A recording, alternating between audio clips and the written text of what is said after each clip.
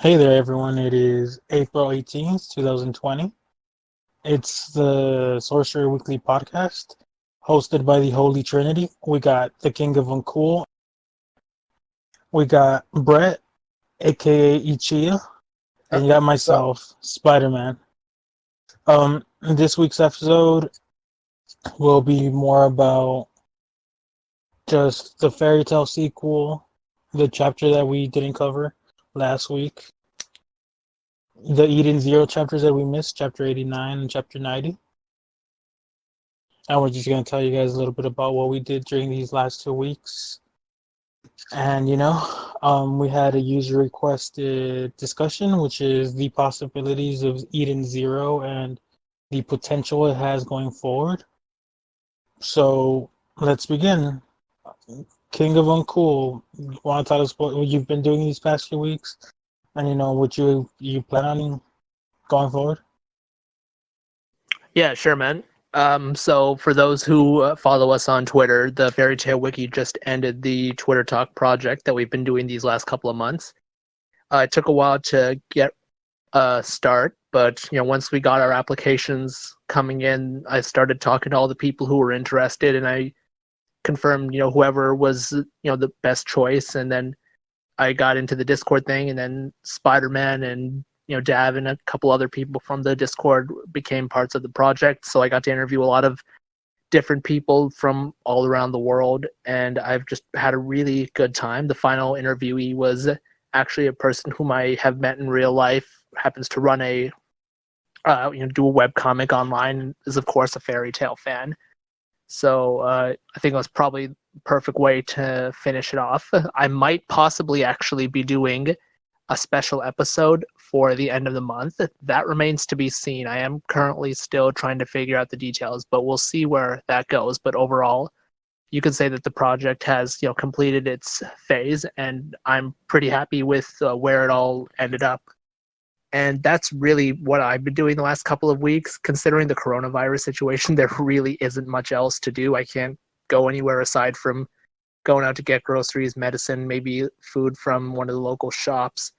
So it's been a pretty dead weekend. Otherwise, it's just been that, Netflix, League of Legends. I'm sorry I don't really have anything more exciting to say, but that's just kind of the situation.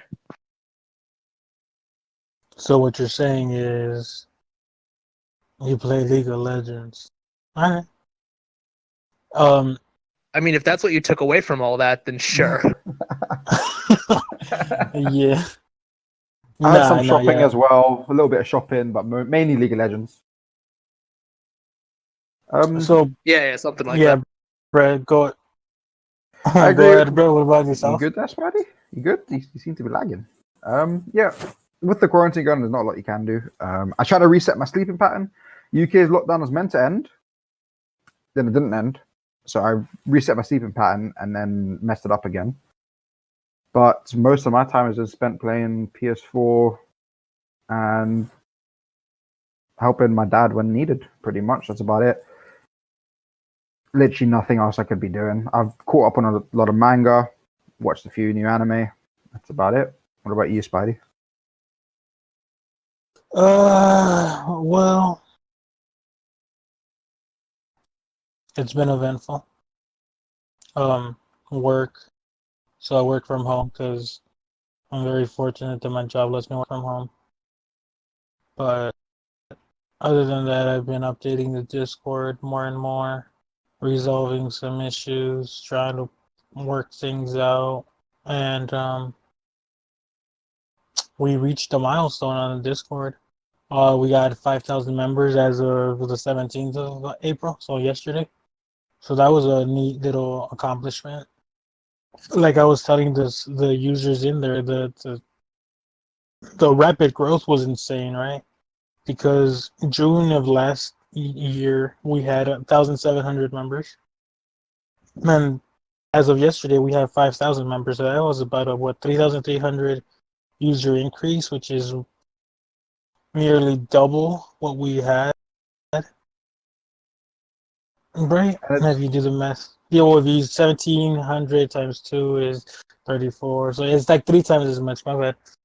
it's obvious that it's grown. It's obvious as well from the amount of activity that's going on, and it's not the activity of old users, the activity of new members that are joining, and it's great. There's not the activity that's growing isn't just in the Guildhall chat, the general chat. It's in all the chats. You see it in the manga series, the anime series. It's constantly people talking. It's fun to just scope around each chat and see so many different varying opinions, and that's all actually quite a civil conversation apart from the odd one that happens, but it's great to see. And even when you see people arriving, it's great.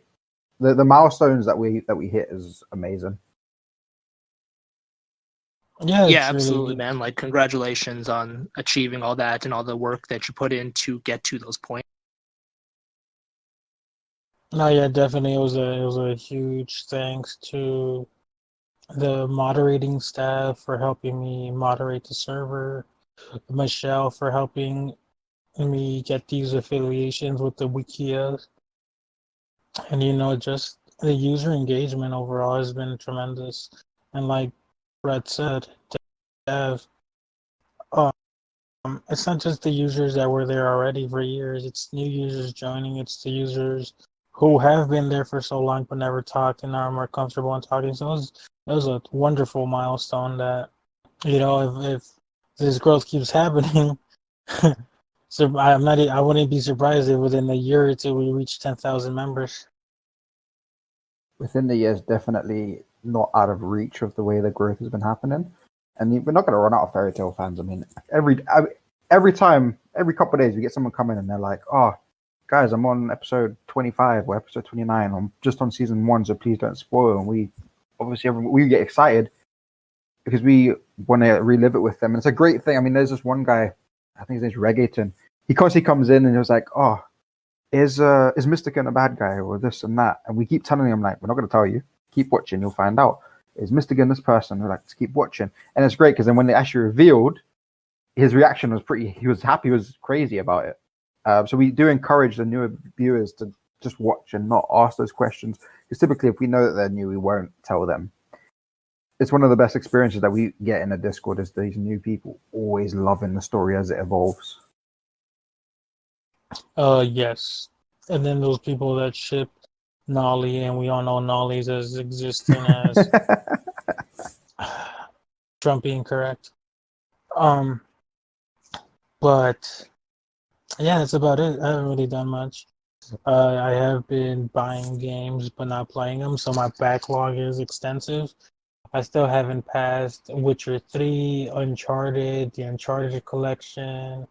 I haven't even passed Halo 5, and that game came out like 5 years ago. There's so much for me to do that I haven't played. I haven't finished Prey, but I've heard that's really good. I haven't finished Metro. So many things that I haven't finished that I feel like I should work on finishing because during quarantine is the best time to do it. Yeah, I mean, it's not your fault that you haven't been able to finish the game. You've been working quite hard on the server. You've made a lot of changes, and I'm excited to see where the changes go with those. So, the games that you brought up. Let's move on to the Fairy Tail game. Oh We've had yes. some more information about it. We've had some more information about new playable characters and NPCs. I think Guild Arts was mentioned. Yes, I believe he was. And was he a playable character or he an NPC? I know some people were upset about something. If I'm not I think he mistaken. was a side character, like one of those support characters. Mm-hmm. Yeah, support character. I feel like he was like Makarov, where he's a support character, not really a main character, but still pretty amazing for us to be able to play Nope. as him. He's a playable character. He's part of the roster of 16 playable characters. We're getting quite Wait, what? Oh, yeah, shit. I'm just reading it now. We're getting quite at March 19th. Yeah, so yes, we get first look at Guild Arts Live, the Eclipse story arc, and more. And he is a roster of 16 playable characters. Now, I'm a big fan of having a lot of playable characters, but I'm also a bit skeptical of it because we see a lot of games. If you look at Xenoverse, for example, they have a lot of Dragon Ball Xenoverse, a lot of playable characters, but a lot of the fighting styles are the same. The abilities are different, but the combat's very basic. So, with this being turn-based, hopefully we don't have to worry about that. Yeah, maybe. Yeah, I actually really like turn-based JRPGs. I think we've actually seen them fall out of style for the most part, outside of some very specific examples, like Final Fantasy, perhaps. But I think this is actually a pretty good way to have Fairy Tail integrated, because the way the series itself works is that you have those characters who are attack based, those characters who are summoners based, those characters who are healing based, and when it comes to turn based combat, you actually have an ability to be more strategic, I think, than a real time action series. damn, damn, son. All I got out of that is King is very hyped for it. I know I'm not showing any emotion, but I'm actually very excited for this game. This feels like one of those anime games that's actually going to be hopefully doing the series justice. And we know that Mashima's involved with everything. This is what I love about Mashima. Everything that has to relate to the series, he makes sure to either oversee it or take part in it because he wants it to be the best adaptation that it could be. So this has me really excited. I'm hoping for some attack I where agree. you play the Sorry, can Tartaros I and talk about the voting that went on? oh yeah, sure, yeah, definitely go ahead and bring it on. I was a little Okay, disappointed by the result, but yeah, go. I expected that you would be, and I think some people would be as well. But just to give context for those who aren't aware of what happened, basically there were three images released, and people could vote on which one would be I believe, the inner Oh cover yeah. of the case. Basically, the first two images were more action shots, and the third one was basically a couple of the girls in swimsuits, and you can guess which one won, and not only one, but from my understanding, won with a very clear majority of the votes. Definitely not the fan service one. Couldn't be the fan base. We're not like that. Yeah, I mean, even the Japanese like tits, bro. Who knows? Maybe we got trolled by some other fandom. Oh, maybe. Oh, damn. Yeah, they're making us look the worse than we actually are. Oof, that's not good. Oh, damn, they need to discount those votes and restart it, right? Yeah, man. It's the Eden Zero Ah, lot. no, don't even Yeah. get me on that tangent. I just my biggest issue, two things. So one thing is I do really hate the inside cover because I felt like the one with Team Natsu would have been more appropriate because it's fucking Team Natsu for crying out loud, so they should be in the cover in some capacity, not with a group, but that's fine. But Dav, one thing you said, that was the Eden Zero fandom. Now I know you, and I know you love Eden Zero, Yeah. so I'm not saying it was you or you're a part of this, but I am annoyed, annoyed beyond belief that the Fairy Tail fandom and the Eden Zero fandom have this like pissing contest on one another, talking shit to one another. Like, what the fuck? First of all, these are both Mashima series, so they're gonna get shit on universally. That's a given. But then you have this little internal conflict between the two fandoms. It's like, the fuck, just enjoy your series, move on. If you don't like the other series, don't go out of your way to constantly criticize and like downplay the amazingness of the chapter or the good things, the good aspects that the series is doing. But every week, it seems like there's more and more tension between these two fandoms, and it's like, just shut the fuck up. Like, just stop. It happens a lot They, in a lot of different fandoms, but the Mashima fandom is the one where you see it a lot. I mean, I don't really see many Rave Master fans, so I'm not even going to include those. But with the Eden Zero lot, I don't think it's a big majority of both the fandoms that do it. I think what it is, it's a minority of them, but they're very vocal about it, which then gets multiple people triggered, and then it just becomes absolute chaos. I don't understand why there is this massive divide. Like I said, it's all Mashima. It's all one thing. It's all the same. It's all theme related of loyalty, friendship, and being there for each other. And we are the complete opposite to what Mashima is trying to promote. and it does suck. The more you try and diffuse it, the less it's going to be, the less you're going to be successful with it, because it's just always going to be a thing. Yeah, I've seen some of this happen on Twitter. In fact, there was a tweet that even I think didn't go viral, but was fairly popular. That was saying exactly what you were saying, Dav. That these are totally the opposite of the values Mishima tries to talk about in his series, and it's kind of just, guys, chill. You don't have to like the other series, but going out of your way to trash it just seems really pedantic. Are you sure that was in my tweet? Are you sure that was in my tweet? It might very well have been, but I don't remember it being Sorcerer Weekly. But I remember maybe you retweeted it, and that's how I saw it. I don't remember. This was like a month ago too. No, yeah, that's when I did my little rant, if you will, because they're both great series. They both have their own thing. I remember it the moment Eden Zero became a thing, the tension started, right? It was because Fairy Tail fans were like, well, Mashima should be working on Fairy Tail, not his new series, which is ridiculous. Caught myself. Ridiculous. Right? Because Mashima should do whatever he wants. And then the Eden Zero community talking about how, well, Mashima doesn't even want to work on Fairy Tail. He's forced to do it. To that, I also say ridiculous. Now I have no knowledge of this, but I highly doubt Mashima does. I highly doubt that Mashima is forced to do what he doesn't want to do, right?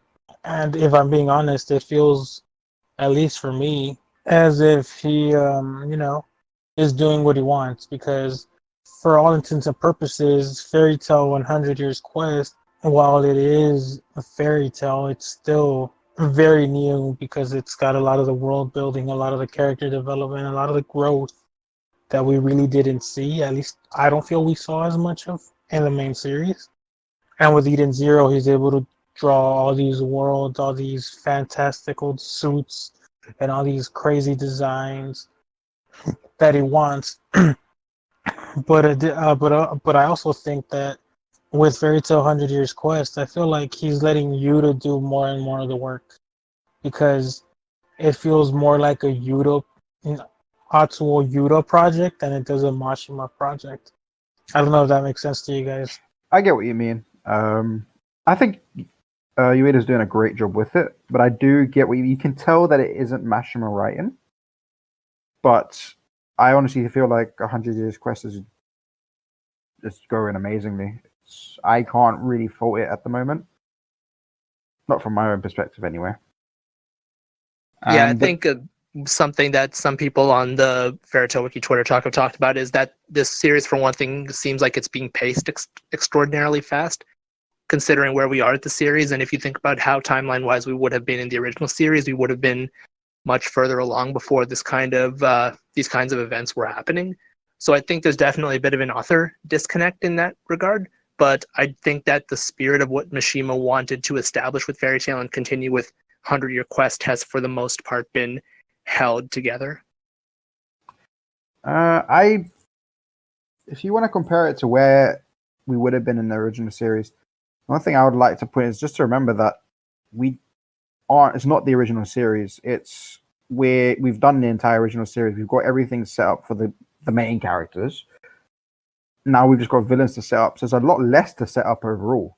The world, yes, we've got stuff to set up in the world, but again, a lot of it's been kind of established, for example, how magic works and so on. All that we've really got established now, spoilers, sorry guys, but it's the Gen 5 Dragon Slayers, the Dragon Eaters. That's kind of all they've got to set up now. And in my mind, they've done it very well. Yes, the pacing can be seen a little bit quick, but there's a bit of a sense of urgency in the story, and to me, that works well with it. I mean, I'm thinking more about just how many chapters it would have taken, like, numerically, because think about this. The travel time has been, like, not particularly well detailed here, in my opinion. Consider that from the end of the Water Dragon arc, the Fairy Tail members moved directly to the next town, and at roughly the same time period, all the Fairy Tail members moved from the Fiore continent all the way there at the same point of time. Like I know Mishima's not exactly George R.R. Martin when it comes to timelines, but it definitely does seem like things are being rushed. I feel like we think it's being rushed because we're not used to this pace in a Mashima series. Alright? Fucking hell. How long did it take for Urza's fight with Kyoka to last? Like 20 chapters? And since this is a bi-weekly release, I feel like they're a lot more focused in what they're trying to do because readers' attention span won't last that long, if you get me. So I think they're a lot more focused with what they're doing, so it feels like they're rushing. But I still think they're going at a slow pace because if we think about it, we've only really there's 5 of them. I'm trying to be as vague as possible so I don't spoil people. There's 5 of them. We've only taken care of one. We're currently taking care of another one. We know of 2 more, but they're not involved. They seem like more endgame. And there's one we haven't even seen at all. So I feel like this is the problem. And I feel like I'm going on a tangent. When the 100 Years Quest had that fairy Nell, which essentially was a filler chapter, people raged. People were so upset, right? And when there isn't one of those chapters, they're like, "Oh, the pace is going too fast." It's like, pick your poison, if you will. Do you want it to be slower pace, or do you want it to be a normal pace where it feels like they're rushing? I think that's what's happening. Those are 2 different things, though, in my opinion. There's a difference between spending time having weird side adventures versus taking more time in your fights, having them extended a bit to show off a wider variety of abilities, or spending more time in your exposition. I'm not saying that either approach is necessarily bad. I'm just saying they are a little bit different. They're not. It's not a pick your poison in that case. Yeah, I guess it is a case of whether you like that. Like I said, I like the speed. Just because I'm one of those people, I don't want to sit through. I watched Dragon Ball as a child and Dragon Ball Z, and then I read it. So when it comes to filler stuff, I'm not a big. I love the fairy tale filler, but I can understand people's argument when they say it's too long or they don't want to sit through all of it. And I quite like the pacing. I like getting to the stuff quickly and just getting it done. And I think Eden Zero is doing that quite well as well. Eden Zero is going at a bit of a slower pace, but not as slow as what maybe Fairy Tail was at the beginning. I don't know. I wasn't there when Fairy Tail was being released. So I don't know what the pace was like then. I think it's going faster than Fairy Tail, but slower at times. Just because the times it's going slow, it's just because it feels that it's going slow is because there's a lot of exposition and a lot of world building and character building that there's being done in those slower chapters. Okay. We had a question in the Discord earlier from Goniku. Oh, my bad, Rod. I was trying to explain. I'm sorry if I made you lose your train of thought. But yes, like you said, a Discord user, what's his name? I don't know how to pronounce his name, and I'm not gonna embarrass myself. I just called him Gon. We have Gon fused with Goku, so Gonaku or whatever the pronunciation is. He asked, what did he ask, Dave? He asked, what possibilities do we think there is for the Eden Zero story? Where do we think it's going to go? What do we think is going to happen? Kind of like predictions of what we would want to happen. Okay.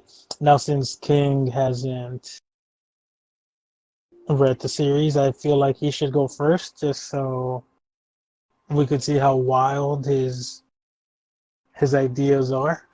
I know, and then me for and you Happy to could be. follow it up. Oh, good grief. I really don't know. I think you're just trying to get me out of the way fast so you guys can have a bit of a circle jerk, to be honest, which is fine. I have no problem with that. But as far as what could happen, I really don't know much about the series because I've only read the first 2 to 3 chapters. although I have seen some of the artwork. So maybe actually I'd like to ask you guys a question first. I think Go it's on. at the beginning of, or like rather the end of one of these first chapters, there's this woman who's like blue and green, and she's like sitting on this giant rock throne or That's something. Mother. Who is that? Mother. That's Mother. The What is one they're she? trying to reach. We don't know what she is. Predictions are that she's like the main Well, entity within life, but we don't know. Mhm.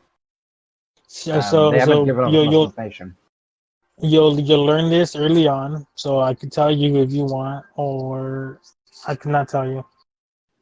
You don't have to tell me. Although I would just be curious to know more about her. I don't know if either of you have seen Gurren Lagann, but I would actually be curious if she's something more akin to the anti-spirals in that series. If either of you have watched it. I have not. I haven't. I No, I'm afraid not. What are the Okay, well, I won't give anti-spirals? anything away there, but maybe something akin to that, which would be a bit of a subversion of some people's expectations. Okay, whoa! You can't just leave us like that. Well, so you're saying she's like this Gurren Lagann thing? Describe this thing. Okay, so in the series, basically the first half of Gurren Lagann is set up fighting the tyrant who rules the earth. Now, the tyrant who rules the earth is actually doing it because uh, if certain things happen on Earth, then the anti-spirals, who are these like universal entities, they will basically destroy the Earth. In the series, there's a concept called spiral energy, and they oppose the use of spiral energy. That's why they're called anti-spirals. And the final battle in the series is probably the most wide-scale explosive battle in any anime ever. And it's a bit of a philosophy battle as well. So I'm curious, considering the name of the person being Mother, if some fans or readers are expecting her to be like the all-knowing kind of god entity who's like actually very nice and somebody will try to kill her, or if she's secretly malevolent like the anti-spirals are. Okay. If any of the So viewers share that, do let us know. Especially let King know. I'm sure he wouldn't mind discussing it. No, I would not. That would be cool, actually. so what I can tell you is that this mother has only been seen as was told in the series. So far, we know that there's only been one person who's interacted with Mother. Everybody is trying to find her because finding her grants you something, if you will. So Mhm.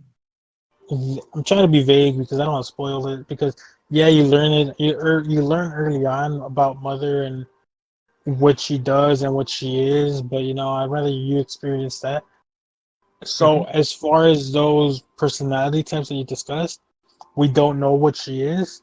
What we do know is that within the first 5 chapters, you will learn about Mother, who who or what she is, and why everybody is so interested in finding her. Cool. Yeah, honestly, again, like I don't know anything about her. She could very well be the total opposite of everything I just said. I'm totally just riffing here. This is the part where we've actually found out everything King just said is exactly accurate, and he's just predicted the whole story. King, you see Mashima, guys. Oh, I can believe it.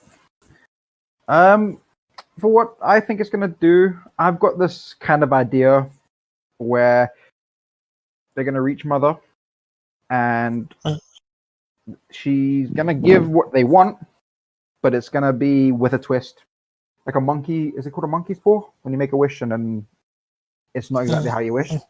It's gonna be kind of like that. She'll give you what you want, but there'll be a catch to it. That's how I think it might happen. Like And evil I would, genie kind of thing. yeah. And like you wish for one thing, you get it, but it's not how you expect to get it. It's not in a way you comprehend. Like sorry to go into Fate, but in Fate, the wish that you get granted, Yes. but it's not granted in the way that you expect it to be granted. I think that's what's going to happen with Mother. Interesting. I'm holy shit. My mind. I can't. Like so many thoughts in my mind right now because what we know about the main character, the female main lead, Rebecca.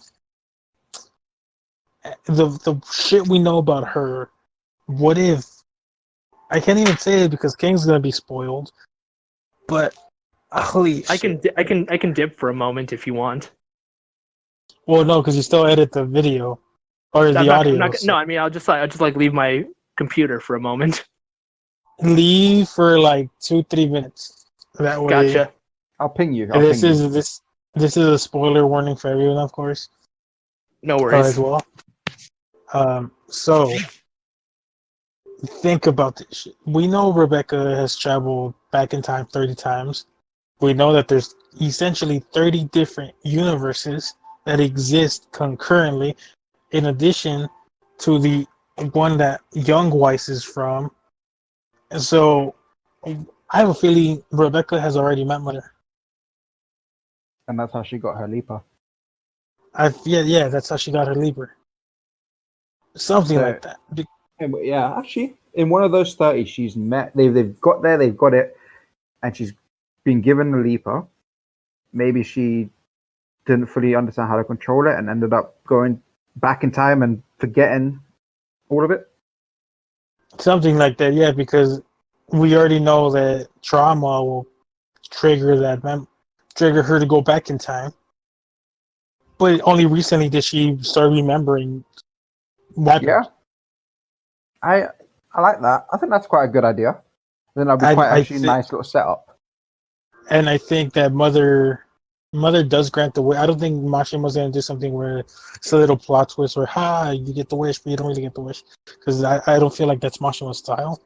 But I feel like she will grant the wish. But I feel like we're very far away from that. Oh, it won't be for a long time.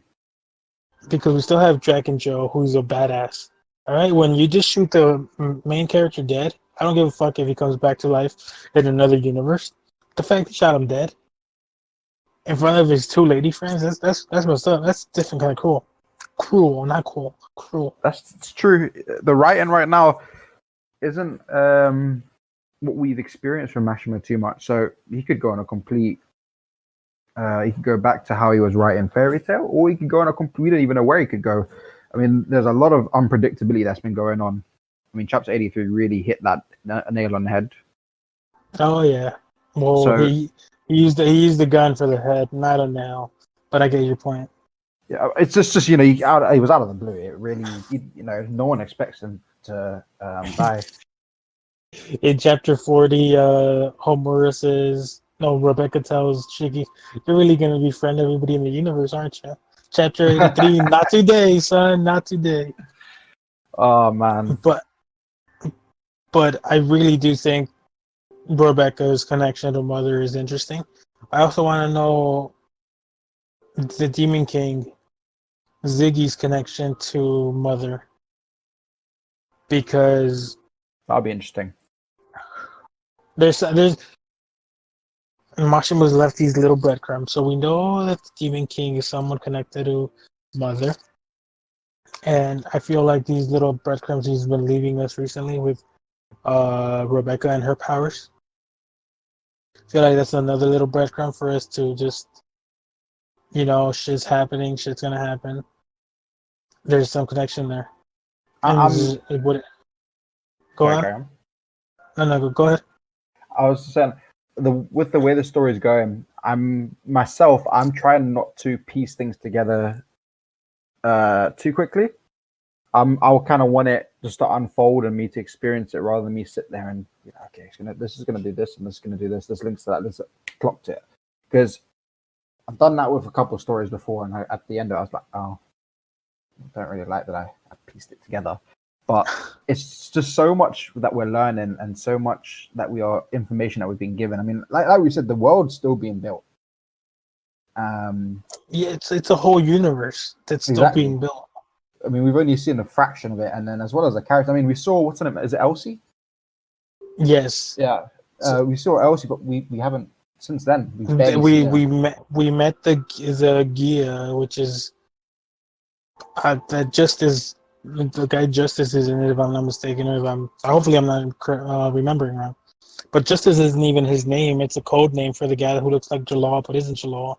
Then we got the Yeah. Heavenly Knights of the Sakura Cosmos, who are still a thing. We've learned a few of their names, not all of their names.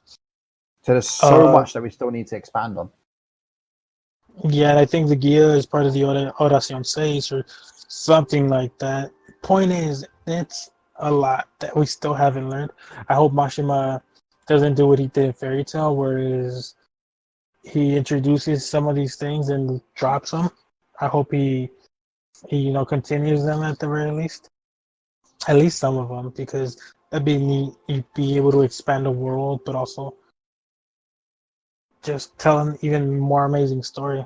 But But yeah, Mashima, we know, is good at world building and creating different characters that will always be able to have growth.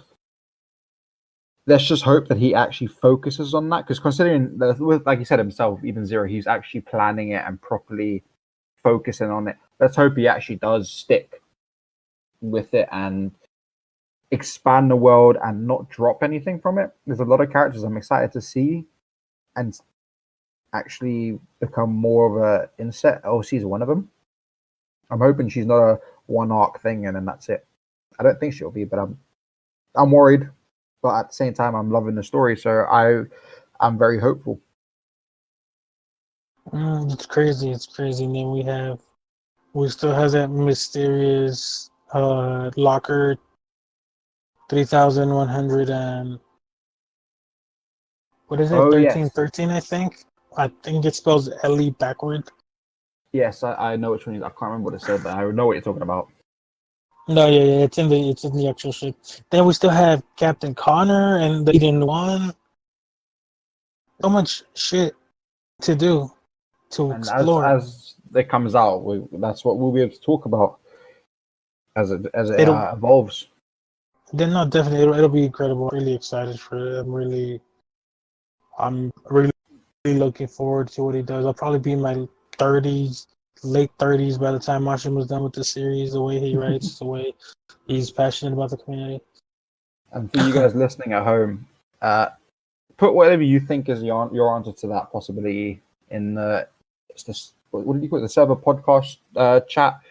Obviously, try to Or is spoil. it Twitter? Yeah, obviously Or try to spoiler you? mark some Mhm. stuff when you do it, because obviously there's some stuff that people haven't read yet.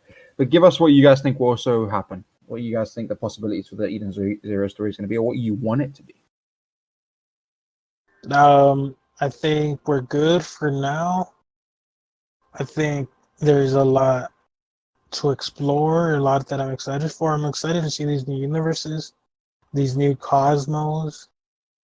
So these characters, I think we should just leave it at that for now. Cool. So the Happy's #1 fan could come back. King, that's King And then. So let's hope he's back because we're gonna be talking about the latest fairy tale chapter. I'm back. welcome back. We So did say he was the #1 fan of Happy, and look, he came back. Look at that, summoned him just you, like you, that. I like how you're forgetting that I'm the one who edits this.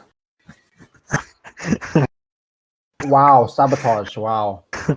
Sabotage. Threatened, guys. Threatened. You All right, all yeah. heard So You're sorry. Canadian. You're supposed to be nice. it. Yeah. All right, so let's have a look. We got that 45.5 chapter. Trembly So Wendy. yeah, that was from the volume 5. It was a little omake, so that little short 3-page chapter, right? King, did you read it? Yeah, I did. As far as opinions go, I don't really have anything of substance to say on it. It was just kind of a short, silly side story. Nothing really Yeah. happened. It was a fun No, little story. yeah. It was Urza being Urza for all intents and purposes. We should trademark that. Urza being Urza. But yeah, like King said, nothing really there. Dave, do you want to tell them what the story was about? Sure, I'll do it. So, poor old Wendy, she's just in a room and she starts crying. Obviously, everyone gets a little bit upset. And then Carla's like, what's going on? And there's a bug in the room. What was it? Like a little cockroach? I don't even A know. little, I think it was a I little think so, fly, yeah. Oh, it was a fly, yeah. cockroach fly or something. Yeah. And Carla, obviously being Carla, babysitting Wendy, I'm going to go catch it. And Carla fails absolutely miserably. But obviously, Urza, because she's Urza, comes in and saves the day. I say saves the day. She fails miserably, changes into some armor from her pajamas, and wrecks the building.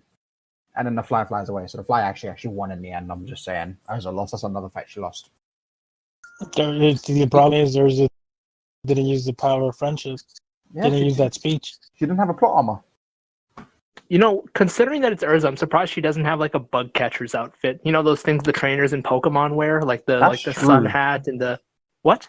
That's very true. I agree that she Yeah. doesn't. I don't know why that's an oversight. I mean, right like there. with the big nets, you know, like little jean shorts and tank top. Like that's like the most generic thing all of them wear in the series. You'd think Urza would have like a copy of something similar to that.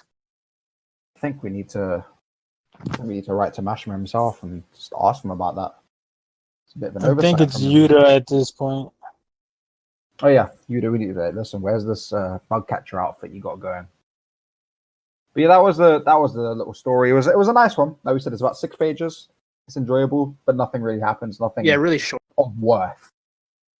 Well, one thing I do want to point out is that the previous volumes had, if I'm not mistaken, one with Juvia, uh, she was crying or something. One with Urza learning how to kiss, and then this one with Wendy. So I'm thinking Lucy's next. Cool. Right. Mm, So what other chapter was it? 53, right? 50. That's what I was just 53. Precious Curse. So for you guys listening, this is going to be a bit spoiler territory because it's the most recent chapter. So if you haven't read it, pause, go read it, come back. Yep. And then you can find it at sorcererweekly.com or mangadex.org. Okay. And Spidey, how about you go first? All right. So basically, in this chapter, I'm gonna give a little recap just so people who read it could refresh them. In this chapter, we learn Natsu's plan. I think one of us did predict that it was gonna be Zareth. Just we need to roll the tape on that. So Natsu's plan is unleashed. It's Zareth. We have a little bit of dialogue between them. Some stuff goes down with the other members. Kana helps some members escape from the cart so they could help fight. And the chapter ends with, I don't know if Natsu's collapsing or running away or combination of both. But it ends with basically Alderon's gonna die from the inside because Zareth's curse kind of like poisoned him. So my overall thoughts is, well, not is, are rather, Natsu's a genius. It's fine. It took too long to have Natsu show his brains. Right? Using Zareth was genius. The way he used them was, the Eldron Dragon effed up pretty bad. Right? You have Zareth who's killing everything. So the poor dragon, he's gotta have to water himself and get some sunlight because he dying. I feel like he's gonna die within the next 3 to 4 chapters. Or if he doesn't, I feel like, what's her name? The other dragon, Selena. Yes. The one with the thick thighs. So that's every female character. The one we just met. So I feel like she's gonna have a way to be involved. What about you guys? What do you think? Okay. King said he can't hear us for some reason.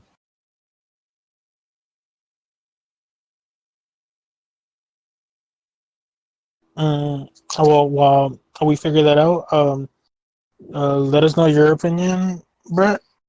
Okay, so I love So I saw the rules when they came out, and I had a quick skim through them because Kuro messaged me, have you seen them? Now usually I don't look at rules, but from his reaction, I was like, okay, I need to check this out, and I was so excited. I was insanely excited. I recognize a few Japanese letters. Like, for example, he says Nichan. I recognize that, and I was like, oh, that's going to be good. I loved the chapter in its entirety. I love that Natsu finally, in my opinion, Natsu's not the smartest person on a day-to-day basis, but when it comes to combat, when it comes to fighting, when it comes to problem solving within a pressure or like a sticky situation, he knows what he's doing. He's got that pressure. He knows how to react to it, and this proved it. We finally get to be able to see just how well he can think on his feet. He knew exactly to think of Zeref. He knew exactly what he wanted to do. And it's proven just how powerful the curse was as well. It's something else. I mean, we all knew how powerful it was, but it's the fact that it started doing this to the Dragon God. It's insane. The other things that was great is we got to see Gargiel. One of my favorite little panels was Gargiel comes up and he's like, I take it all we got to do is go wild. Sounds good. That was great. That was nice. That reminded me of Gargiel when we first saw him. All he cares about is just going ham in a fight. We get all the members. I mean, we even get Lozana, Elfman. They get to do something.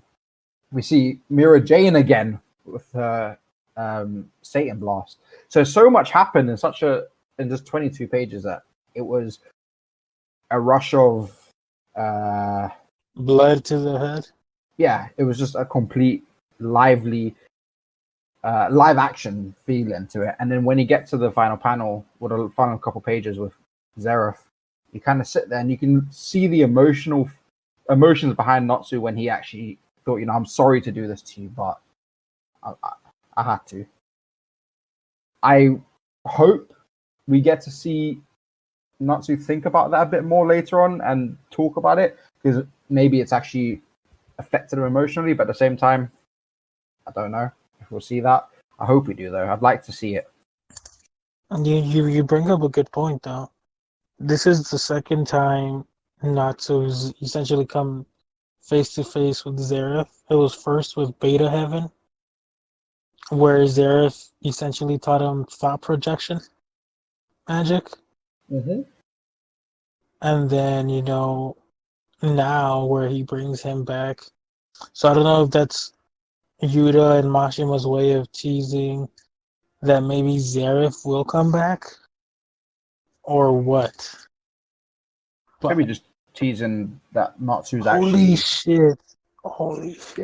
emotionally maturing. No, that's a... You could be doing that, which would be great. Yeah. I got a big theory. King, go ahead. Yeah, I read the chapter as well. I thought it was pretty good. I do like the little clever aspect of how Zeref was the one who came back, and it's his curse that can apparently defeat Alderon. Maybe because the curse came from Unkserum, who's a god, so maybe that puts him above the dragons in a kind of tier list aspect. I don't necessarily have a whole lot else to say about this chapter. I just thought it was a nice read. What did you think of Natsu's overall strategy, though? Yeah, well, as far as Natsu's little plan, we do occasionally get those flashes of brilliance from Natsu, when they back in the Tartarus arc when they had to identify what face was, and he was the one who instantly just a snap, he figured it out and flew right away with Happy. And there's probably been a couple other scenarios here and there that it's happened. He definitely has those moments of problem solving brilliance, which is weird considering the fact that in most day-to-day situations he doesn't experience that much common sense. So yeah, he's not particularly consistent, but there are also different scenarios, so I tend to probably just let it go and consider him more of the generic kind of shonen hero in that regard, and I mean that in a good way. Yeah, basically what you said is he's street smart. He's not book smart. He ain't gonna be knowing all the technical stuff, but if you need something done, he knows how to get it done. Like I think it's more that his smarts show up where there's like where there's a stake involved. Like here, there's something Violence, yeah. Mhm. at stake. In Tartarus, there was something at stake. Whereas, like in the that the flashback they had with Levy announcing that she was gonna have a baby, and he asks like, "Oh, is it mine?" And it's like that's not how that works. But that's not like there's nothing at stake here. It's just and plus it's a sex ed thing. I'm sure he. Yeah, I'm not gonna get into too much detail of that, but like I think you get where I'm coming from. Yeah. It'd be funny if Igneo was trying to teach him and Natsu's like, what's that? But God damn it. that'd Oh be funny. man. I kind of hope. Okay, so what I said holy shit on is there's kind of a parallel between Eden Zero and Fairy Tale. People are gonna be like, yeah, no shit. It's written by the same guy. In the sense that we have Mother who grants a certain thing, right, if you reach her. And the old man we meet in chapter 1, he'll grant a wish if you defeat all the dragons, right? Oh So there's this yes. little. So I have a feeling you were talking about maybe the mother being like what you said, A monkey's but paw, yeah. I have a feeling that that's He gonna might. be, yeah, him. And I have a feeling that's how Mashima's gonna bring back everyone who died, so that includes all the dragon. I feel by the end of this sequel series, we're gonna have the dragons back, and we're gonna have Zeref back and Mavis. Nah, I've clocked the series. I figured it out. He's the final dragon god, and he just kills everyone. Sorted. Done. That's it. Done. Coordinate right now. That's it. I No need to think write the story anymore. I figured it out. I no I'll let King talk also if he wants, but I think there is something to that. I mean, it would be a nice twist, I guess, but I don't really see it happening, and I don't know what storytelling purpose it serves to have the final wish or whatever resurrect the dragons plus Zeref and Mavis. It doesn't really seem like it accomplishes much. Well, okay, so see, the thing is, I think that like Fred, Dev, I gotta call you one name because everybody's gonna be like, you calling this guy too many names. I feel like Dev has a great point where I feel like the final dragon god is the guy who gave the quest. He's trying to get rid of the competition. Yeah, that's very valid. That was my thought, bro. He's hired people to do this job. Whether they succeed or not, he just gets more people to do it each time. I mean, it's And not if really they hard to die, they find the die revenge. because it means nothing. Exactly. Yeah, exactly. It He don't mean doesn't nothing lose for him. anything. And Um, yeah, they don't know it's him hiring them either, as far as I can recall. and I do feel like it'd be it'd be. I'm gonna use fairy tale as a verb. It'd be very fairy tale for everybody to come back to life by the end of the series again. It would. I know you would love to see Mavis back. Oh yeah, definitely. Mavis and McCall. Definitely. Best friends forever. Fucking kill. No, but I just feel like obviously it would need to be masterfully orchestrated where they find a way that everybody, instead of using a wish for their own gain, they're like, we want these people to come back and live the life they lost, blah blah, some fairy tale thing. But if he's the And one who yeah, grants the wish, secretly wants them all his competition dead, why would he then grant the wish to bring them back? look, man, I'm not Mashima, all right? That's why I said it needs to be beautifully orchestrated. Okay, All we're just right, out here spitting facts, fam. I didn't say I was Mashima. We all know you're Mashima. You Yeah, just gonna, dude. We're going off what you told us in our little talk the other day, and now you're telling us that you didn't say that. Oh my days.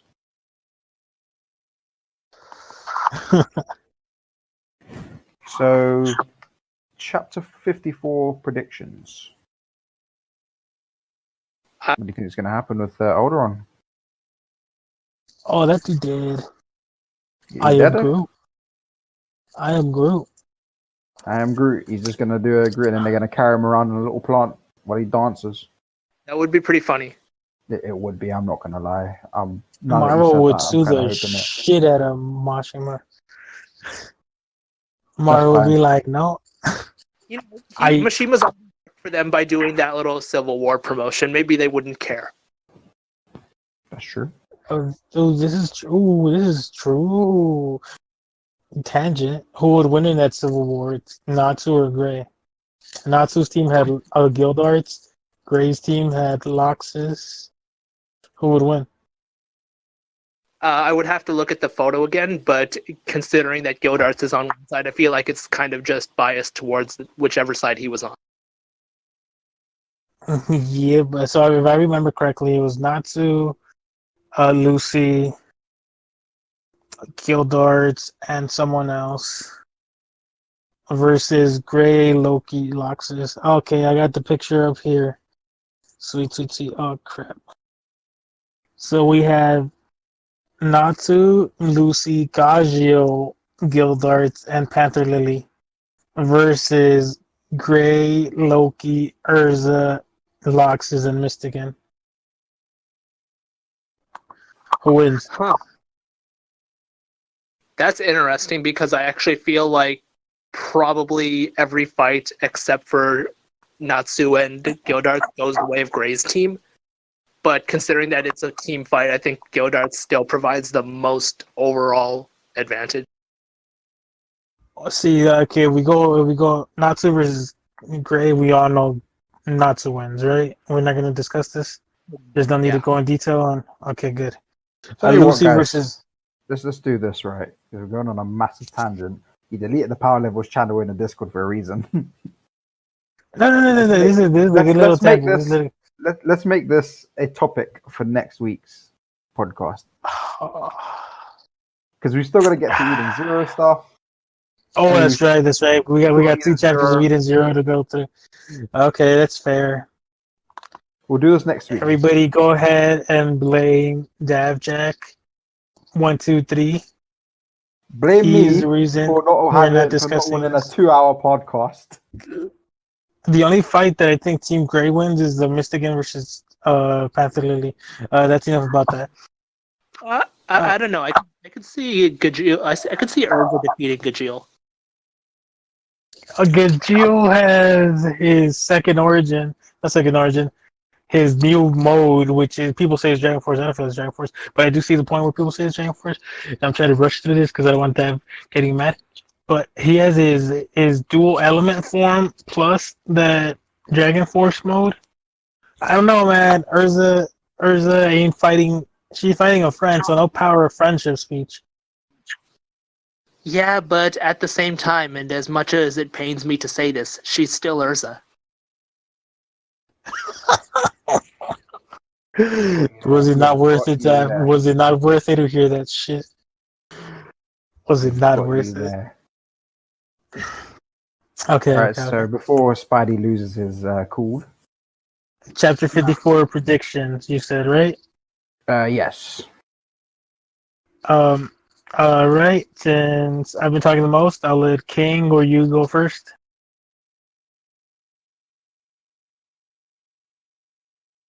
Yeah, so I personally think it'll probably just be a continuation of the last chapter, considering that the downfall of Alderaan was what we were seeing. It'll probably just happen for roughly the next half of the chapter. If he is defeated, I think that the end of the chapter will probably be Natsu finding his remains and identifying what was wrong with him or whatever. Maybe if there is a baby Groot kind of scenario, they'll find the final twig or something. Mr. Death. Yeah, that would be quite a cool thing to do. But let's see what else could. I'd like to think Alderaan's strong enough to not get clapped out by the curse. I would like to think that. But again, we can see it's really affecting him. Plus, he didn't really think that somebody like that existed either. That's true. So it could be that that is about to just take him out.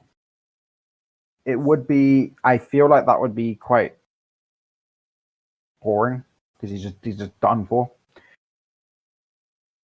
So I would like there to be a bit more of an element. Maybe he tries to heal it or heal against it. He manages to do it, but he's in a completely weakened state. And maybe his overall size of his body might get smaller. Maybe the more power he uses, the more he shrinks. Maybe that could be a thing. It's just me kind of throwing outside of the box, but No, I get you. I get you. So I think I'm just going out there because why not? It's a prediction. It's not supposed to be real. I think that Ignia comes in and kills Alderon, just and incinerates him because he's weak. Because he's weakened, and Ignia has got daddy issues, worse than fucking Zeref has relationship issues. I think that the equivalent of the Magic Council will appear again, as in like reinforcements will appear and they will apprehend Fairy Tail, and that'll give us a bit of pause from the Dragon storyline, and it'll give us a new storyline to start. And yeah, that's what I think is gonna happen for the most part. I see Natsu. I also see a small interaction between Natsu and the group, and him talking about Zeref, and just acknowledging that he is his brother and stuff like that. Because I don't think we've ever really had Natsu talk about that at all. Not that I can recall. No, it was nice to see him do it. He's kind of made peace with it. To me, that shows him a bit of emotional maturity. Sure, yeah. Mm-hmm. Okay, so King, it was your turn for your prediction? What do you think's going to happen? Oh no, I already talked about it. I think it'll just be a continuation of what happened up until the halfway mark, and if there's maybe Natsu will find the final twig. Oh wait, yeah, the Groot thing. The dev thought your prediction was so boring he was trying to give you a retry, and you're like, nah, I already predicted. It's just because we spoke about the Groot thing before, and then I forgot that you said it again. My bad. All right, What a guy. Let's see. Now, because we weren't able to do a podcast last week, we missed the chapter of Eden Zero. So we've got 2 chapters to talk about. Hermit versus Fee, which is chapter 89, if I'm not mistaken. And 89, yep, Sister and Daichi. Yeah, that's 90, isn't it? Yes. Is it 90 sister versus sister versus Daichi?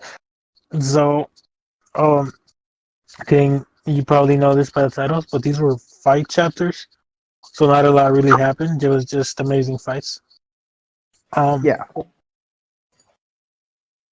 Dad, if you want to just talk about maybe a vague recap of what happened in chapter 89 and then what you thought about it. Okay, so 89 was the Hermit one. Okay, so we've got the Elemental 4 versus what are they called? The Shining Stars? Yeah. Yeah, the 4 shining stars of Eden's Zero. So we've got that. So they obviously all land on Drakenjo's planet. And that's where we got the hint of the 29th time, 30th time even.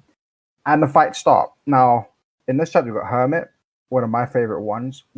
She's just a hacker, which we've seen, but we get to see her actually utilize her hacking for combat skills, and she's shown herself to be not useless at combat. Badass.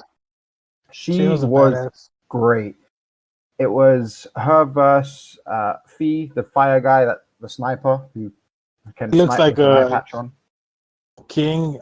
Just think of it as the villain with the ball in Dragon Cry, just on acid. That's about it. Oh, and an eye patch. So, without mentioning how the fight was won, per se, I think the way that Hermit was written in this fight really... Hermit fucked shit up. I'm sorry I'm interrupting you. Was amazing. But she was. It I'm was not so really well a f- written. no, yeah, yeah, definitely. I'm not really a fan of her, man.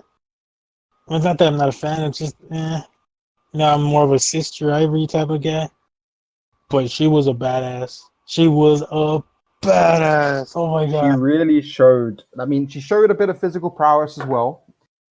She knows that that's not Mhm. necessarily her forte, and she utilized her hacking skills, and she went all out. She was not holding. She did not give a shit. She's like, this guy wants to shoot me. You want to shoot? I'm gonna show you how your gun works. You can't shoot.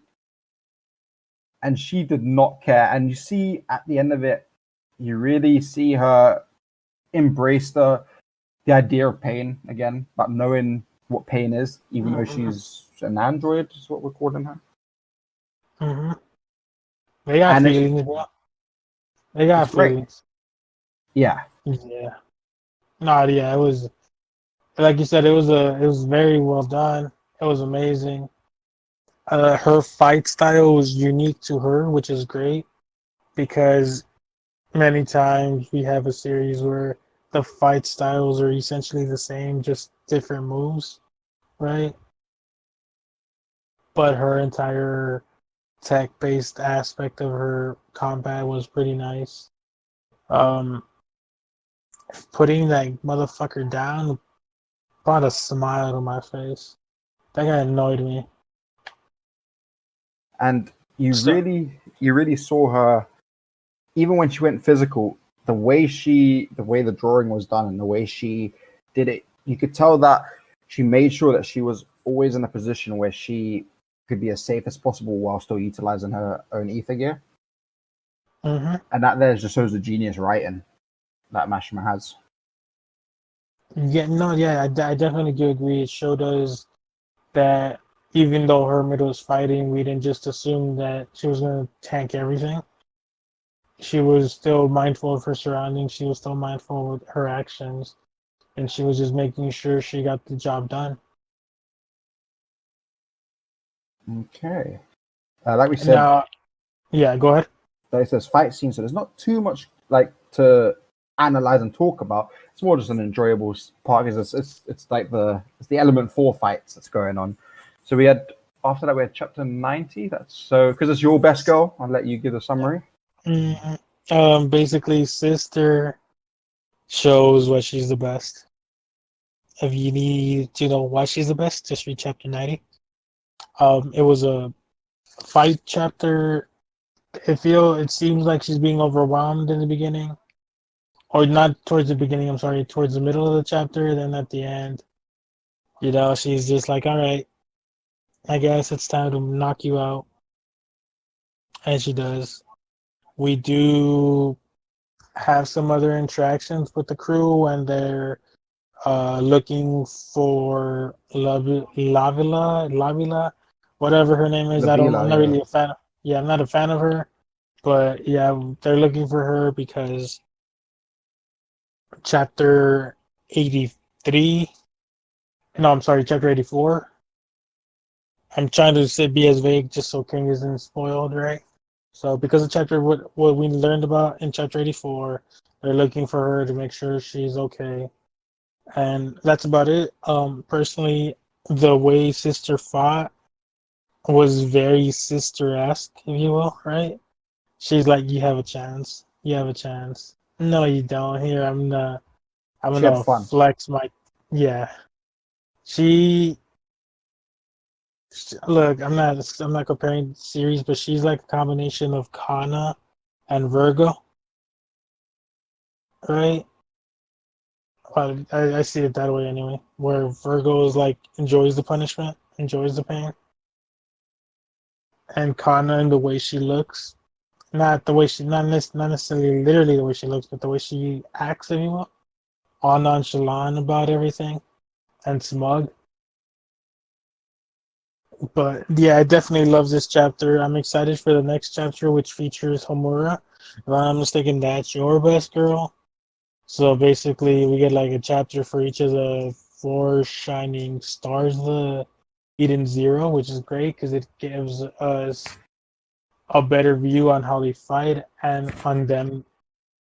So I enjoyed it a lot for what it was. What about you, Dave? it gave me a lot of nice screenshots. That's all I'm saying.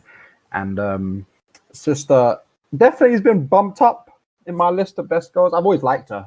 She's always been pretty cool, but she's always been just a character that's there. But this chapter really made her grow on me quite a lot. I mean, like you said, she was having fun. I don't think if you I just had another flip for the chapter. There was no point at all where she was like, I'm worried I'm gonna lose this. The whole time she was like, oh, you think you're winning? Oh, okay. She was basically like, okay, Just you can playing with punish him. me. Yeah. Yes. And he was like, oh, I'm gonna show you the real torture. And she's like, oh yeah, do it. Then and she's like, you know what? I'm bored. But just ends it. Like no she barely tries. What is it called? That double spread, which is her whole picture with her attack was a thing of beauty. Yeah. That was she literally she wanted to have fun there and she had fun. You could tell that she enjoyed that fight.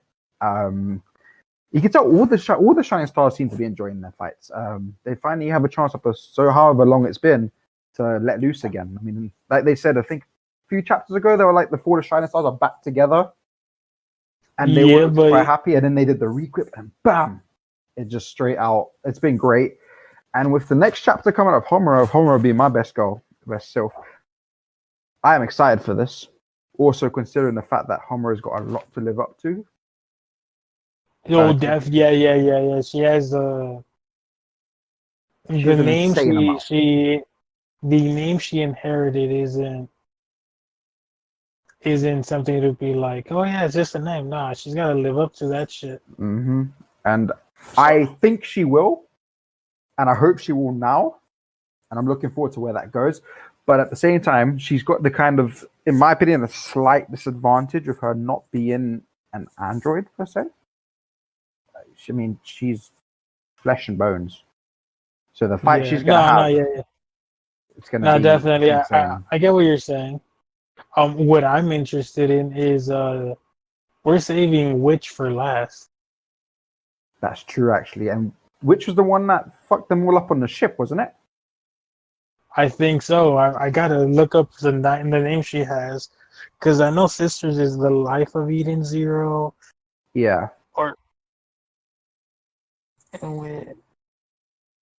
But for sure, the steel sorceress. That was it, wasn't it?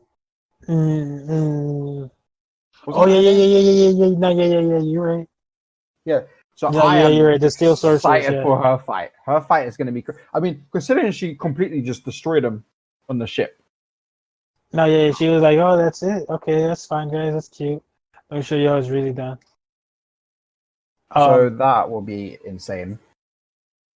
Oh my god, I'm so excited for that shit. And it's weekly as well, so we don't have to wait 2 weeks. No, we do not. And it's released on Tuesdays every day through Crunchyroll, Kodansha, and Comixology. So if you guys could support Mashima and his series by paying a mere $1 for the chapter, that'd be great, because the series is definitely worth it. Oh my god, I'm so excited. Oh my god, now that I think about it, dude, holy shit. So we have Homura left, and we know she's gonna try to live up really a lot to. I know that was in English at all, but we know she's gonna try really hard to live up to the swordsman legacy, and we have the tank, which is essentially a tank who just destroys everyone. Oh, I'm so hyped for these next 2 chapters. And I'm so glad that it seems that we're getting these chapters back to back to back. The fights, not dragging them out where it's like, oh, one fight here and then continue. Yeah. Exposition. It's a focus. It's a focus point, which is what you want. Definitely. I had a question for you. What do you think so far of these character bios we're getting from Pino? I am loving them. I think it brings a lot more life to the story, not just to the character. Sorry. Yes, a lot of the information that's given is stuff we already know. If you just pay attention to the show. But at the end of the day, it's still something. It gives Pino this fourth wall character where she actually, I'm not saying Pino's useless at all because she isn't, but it gives her this more use because we don't see her do stuff too often. When she does stuff, it's very helpful, but it doesn't happen too often. So with these Pino analysis, it's kind of as if she's paying attention to every single member and she's making a note of them. And all of these character profiles, I think, are going to come into play in the story at some point. Pino's going to be like, Whis, you had your defensive capabilities were a 5-star in my rating. I honestly feel like you should be able to, and she's going to utilize it. That's what I'm hoping. And I'm saving each one as they come up, and they're great. Oh, I get what. Oh, I like that. So she's basically the analyst area where she's analyzing all these points and these things of the characters. She's the battle plan. Mm-hmm. That'd be great. That'd be cool. Who do you think is gonna be in the next cover? Obviously we know spoilers for who's the chapter leaks came out already, so we know who's next. But who do you think's after that? Wait, who's the next one? I don't know if I saw the spoiler. Should I tell you? Yeah, you can tell me. Oh wait. Oh, found it. Okay, don't worry, I found it. It's Pino. Yeah. Okay. So let's see. Who do we think would be after Pino? I think this is where they move on to the Shining Stars. And I think, let's see. So the next chapter, I think it's be Witch. It'll be Witch on her chapter. Oh, I think that'd be quite a nice one. I think that could be what happens with in 92. That'd be pretty cool. I think I am also liking. I have so much in my mind. I do think it'll probably be Witch, but if it isn't Witch, I probably think it'll be Hermit. But I'm also liking that Mashima's essentially giving us their height in these character bios, because they're all done consistently the same, so we know what she. Oh, in Rebecca's case, because she was on the covers, what her height is, and then Shiki and Weiss, we know what their height is. So it's gonna be interesting to see their overall height and how they compare. I'm excited for when they do Dragon Joe and what they're gonna have for him. I don't know if we're gonna see that for a while though, because I think Pino needs to be able to actually sit and analyze them for it to make these. Pino's like, just give him 100% stats. I mean, to be fair, it seems like he's got that anyway, bro. He's too OP. Oh, this is gonna be great. I'm so excited for that. So excited for that shit. King, you've sat there quietly because you don't read the series. A shame on you. But instead of shaming you, do you have any questions? No, not particularly. Are you gonna read the series? I'll get to it. That means no. He's Canadian. He's got to be polite about it. Well, that's it, right, guys? So now it's just the Heroes market that came out. Oh yeah, Heroine. 10.5. Heroine. Yeah. Did you read that, King? I did read that. What did you Of think? course he did, because it's nothing but fan service. Of course he read that.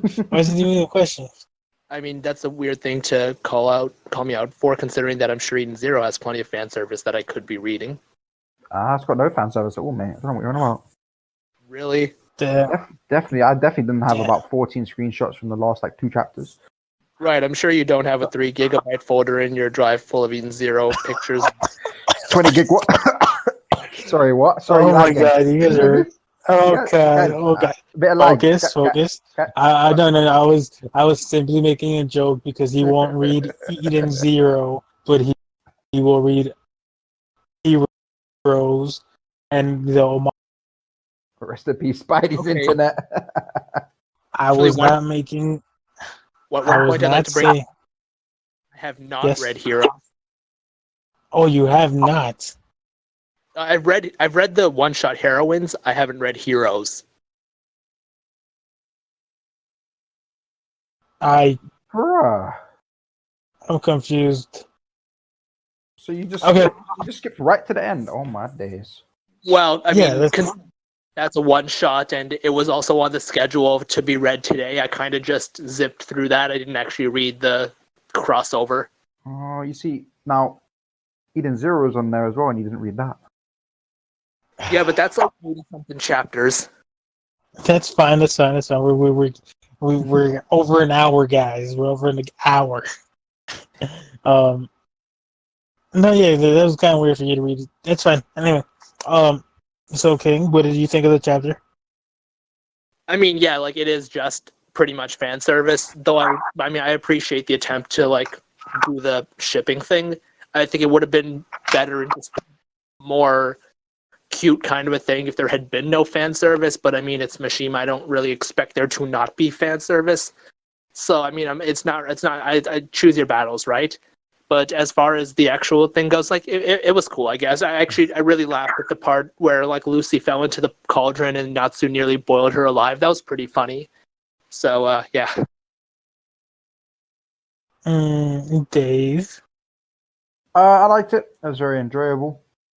I've seen a lot of people, and when I say a lot of people, I mean a lot of people, put Complaining. in no, not complaining, bringing up that they are very happy over the shipping that happened in it. And yes, a lot of it looked very lovely and entertaining. Just remember that it's not going to carry on. Rest in peace, Naru. But the chapter was very wholesome. It was fun. There's a lot of not fan service in there, but it was It's a nice very wrap not. up. It's very not safe for work because there's Yeah, hand holding. There's hand exactly. holding. That hand hold it. Oh, dude, that scene. Whew, boy. But that was a very nice ending to Heroes. I think it was very enjoyable. It was all of them showing each other their lives, I guess, where they hang out and so on, and it's their goodbye. I like the interaction with Haru and Ellie because it kind of teases future collaboration within the series. Um, and it also was very wholesome because like they were the only, if you will, like mature relation in it. Right? We have Natsu and Lucy sharing their little moment, yeah. Oh, we have Shiki and Rebecca sharing their moment, but that seemed more like Shiki didn't know what he was doing. And then we have Haru and Ellie just being adorable. And then the ending scene. You guys read Rave Master? Yes. No, Okay, yes, you know what happens, right? Yes, that's why I was a little confused that she was like, no peeking. But yeah, that's fine. It's Yeah, I fine. guess it kind so of that's what theoretical, happens. but yeah, you know what happens at the end. I better start reading this. I better read this. Yeah, Rave You'll Master finish. fucking good. How about we do this? Dave, you read 296 chapters of Raid Master, and King, you read 9. Since Spidey's internet's dying. Sound like a plan? Yeah, King. Yeah. I'll read Rave Master. You read Eden Zero. You know what? Deal. Deal? Yeah, deal. All right, deal. I'll get started on that. What day is it today? Bro. I'll get on during this Sunday. whole coronavirus quarantine. Yeah, I'll get on it this week. I'll start this week, and then I'm in quarantine another 3 weeks, so I've got time. I did like the ending because I found it very funny. Where it basically had all the men. And then just Xiao Mei was like all googly eye on them. And Mavis was like, what the fuck is this? That was hilarious. Okay. I think that's all that's all we wanted to cover. So that was quite a entertaining little talk today. For those of you at home, We appreciate the feedback we've been getting. We've made note of it. We do look at it. Spidey does a great job at making our little format for it, following it. So, anything else you guys want to comment on, feel free to put it into the podcast channel. Let us know. And for those of you who are still stuck inside of quarantine, please hang in there. We know it's difficult. I'm seeing a lot of people complaining that it's getting a lot more difficult to stay inside, but just hang in there. It is hard. Times are tight. People are struggling. But remember, you've got Discord communities, you've got our community, you've got the wiki communities, you've got other communities out there in Discord that you can talk to and hang out in to make it a lot easier. Stick in there, stay inside, unless you need to go out. Yeah, I mean, just try to think about other people as well. Like, you may probably, in all likelihood, you're young, you're probably going to be fine, but you don't want to risk getting someone else infected, because there are people out there who are older or people who are immunocompromised. You don't want to be responsible for that kind of situation. I mean, it is tough, of course, but just stick it out. I mean, it'll be over eventually. The worst times do come to an end. And to all of the essential workers, especially the nurses, the doctors, the hospital workers, as well as the retail workers on the shop floors, keep going, guys. You guys are doing everything you can, and you're doing the best that you can. Especially the nurses. We've a resident nurse in our own Discord, Joe. Keep it up. You know, you've been struggling a little bit, but you're doing well, man. And for those of you who are just the shop floor workers, you're more than that. If it wasn't for you guys, a lot of the stores wouldn't be accessible right now, and a lot of people need that. So thank you to you guys as well. Yes, please keep showing why capitalism is successful. The Canadian had to bring down a touching moment by Dave. This is why I don't like King. This is why you're the king of uncool. I have never. Hey, well, he can't be uncool because he's a fan of Happy. So That's true. That's true. These guys did a good job of recapping everything. If this week's episode felt kind of wonky, it's because we were having technical issues and then just issues overall, so we do apologize.